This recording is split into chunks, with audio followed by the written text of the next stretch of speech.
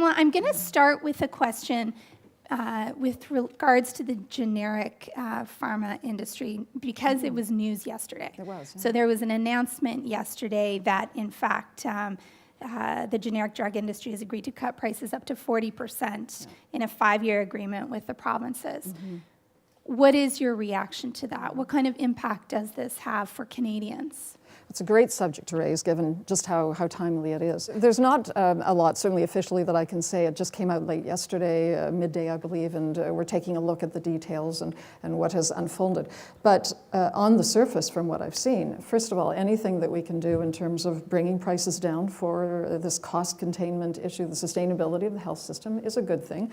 And frankly, we know that generic prices in Canada were higher than most other countries, so there was a little bit of room for movement, I think, so that's a good thing. And that most people are getting generic brand drugs. Is that correct? Am I correct in reading that statistic that that there was, in fact, a large number of people who were getting, through their plans, generic brands? Yeah, that is the go-to position, whether it's employers or governments. Yeah. Once a product does become genericized, then that's a lower price, and let's include that. But the other thing I would cite from what I know about this process, 2 things actually. One is sustainability. So it's a 5-year agreement. That's good for Canadians. It's good for the industry, I'm assuming, just some predictability and sustainability. But the most important thing that I would cite is that, again, from what I can tell, not having had the opportunity really to explore yet, is that this agreement was created through dialogue. I believe both the Generic Association and PCPA, the Pan-Canadian Alliance, had a good conversation about what makes most sense. So they're supporting the governments and their budgets, as well as an industry that still needs to thrive in order to bring the product to Canadians. So it's that dialogue that I think was really important. Can I just follow that up really briefly? Yeah. Are you mentioning the dialogue because that's been lacking previously? Has there not been that dialogue? Well, I'd have to move you over into my area right now, which is the patented medicines, right. Innovative Medicines Canada. Yeah. And I mean, we get it loud and clear that prices are a concern. Price of the health system in general, obviously, and we've been hearing the comments earlier, is a huge issue right now. So there's no question that we want to be part of that solution. And in fact, in my time with this industry, the last year, we've worked very, very hard to come up with creative ways that we can help governments deal with this very sustainability issue. But to be honest, from what I've seen, and it pains me as a Canadian, as someone from the health sector through all of my career, the meaningful dialogue of folks sitting down and absolutely respecting that governments have the accountability, the responsibility to make the best decisions for the populations, but do it with all of the context, all of the information. And we haven't had that opportunity from this particular industry to contribute to that dialogue. So we're pushing hard to make that happen, even as the government is considering quite significant regulatory changes right now. We want to make sure that whatever comes out of that process is the best possible. Right. Yeah. So in terms of investments, the innovative pharmaceutical industry has an investment target of 10%. Correct. And the Patented Medicines Price Review Board has said that the industry is only hitting 4.9% in terms of investments. Mm-hmm. And I wondered if you can talk to us a little bit about why a target is necessary in the first place and why that target isn't being met. Well, I'm not sure why it's necessary. I think it's a good thing. It's it confirms the industry's commitment to investing in the country in which it's working.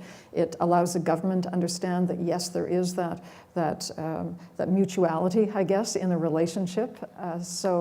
Beyond that, I wasn't around when it was first discussed, but certainly it's a helpful thing for the whole system, I believe, and the industry is keen to do that. The point that you raised, though, and maybe this is a chance to speak to that, because I think the sound bites that have come out in the last number of months, this last year, have been, I call them accurate but incorrect. Okay. So let me explain. Okay. It's not fake news, right? Absolutely no. Okay. What does that mean? In 1987, this agreement was made. Again, I wasn't around at that point, so why it might have been deemed necessary or good or appropriate, I'm not sure. But it was good for the country and for industry. Industry wants to invest in Canada. It's a fabulous place to be investing in. We have good infrastructure, good researchers, good clinicians, a great place for clinical trials. But the definition of R&D was quite narrow at that point. It is one specific program that government offers. It's a tax credit, SRED, S-R-E-D, Scientific Research and Experimental Development, I think it is. We use the acronym. And that was very much responsible for industry increasing their investments over years. You can follow it from 1987. It dropped off at a particular point. It is down to 4.9% most recently, the last year that the PMPRB, the Patent and Medicine Price Review Board, gave data. So it's accurate in that respect, but the business model has changed. Industry invests in so many more ways than this one program through the government. So they are still investing almost 5% in this SRED program, but they're investing in other ways as well. They invest in J-Labs in Toronto, people have heard of that, Zymeworks out west, research chairs, they fund charities to do research. So Ernst Young released a report just in this fall. They were able to gather data, proprietary data, really unprecedented data gathering, to really understand what the economic footprint is and the investment of this industry. And they determined that if you count everything that we think is research, now we haven't had that discussion yet with government to decide if they agree with us, but it comes out at 9.97%. It's almost unfortunate because it's so close to that 10%, it sounds a little bit fixed. It wasn't. It was very accurate data. And in fact, that only accounts for 80% of our members who were in a position to provide that data at that point.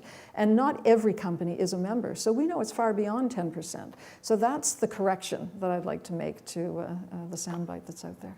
I really appreciate those points, and I think that we'll probably have a lot of other questions from the audience with regards to this, because we're hearing a ton about the issue of prescription medication, the funding of it, pharmacare in general. Absolutely. So looking forward to more conversation with you.